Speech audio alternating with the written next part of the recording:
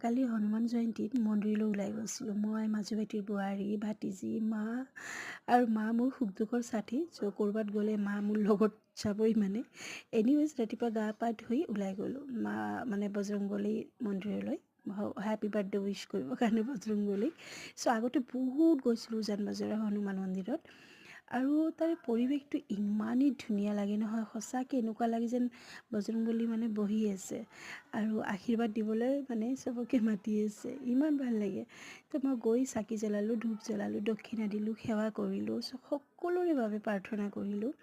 আৰু মই যেতিয়া মন্দিৰত যাওঁ সকলোৰ বাবে প্ৰাৰ্থনা কৰোঁ যাতে সকলোৱে হাঁহি ফূৰ্তিকৈ থাকে, জীৱনটো যাতে বহুত ধুনীয়াকৈ কটায়।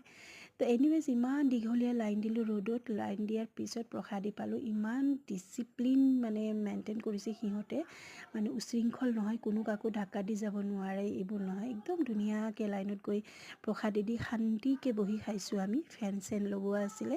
প্ৰসাদীত আছিলে লুচি, পোলাও, পটল আলুৰ চব্জি আৰু বুটৰ দালি আৰু কিবা কিবি। চবচে ভাল লাগিছে কঁঠালৰ চাটনিটো, ইমান মানে আচাৰ আৰু আনাৰসৰ চাটনিও আছিলে। এনিৱেজ প্ৰসাদীটো খোৱাৰ পিছত নিজকে ইমান পবিত্ৰ পবিত্ৰ লাগিছিলে, বহুত ভাল লাগিছিলে।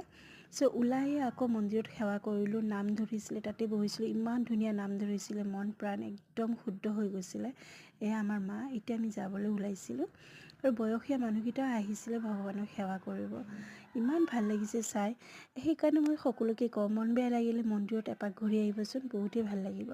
আৰু মাৰ মানে দেউতালৈ ইমানেই মৰম, এটা লুচি লুকাই লৈ আনিছিলে, কল প্ৰসাদী আনিছিলে, দেউতা বহি বহি খাই আছে আৰু মই জোকাইছিলোঁ।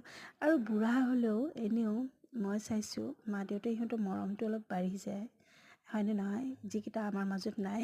আমাৰ মানে খং বেছি, মৰম ক'বলগীয়াতো একোৱেই নাই।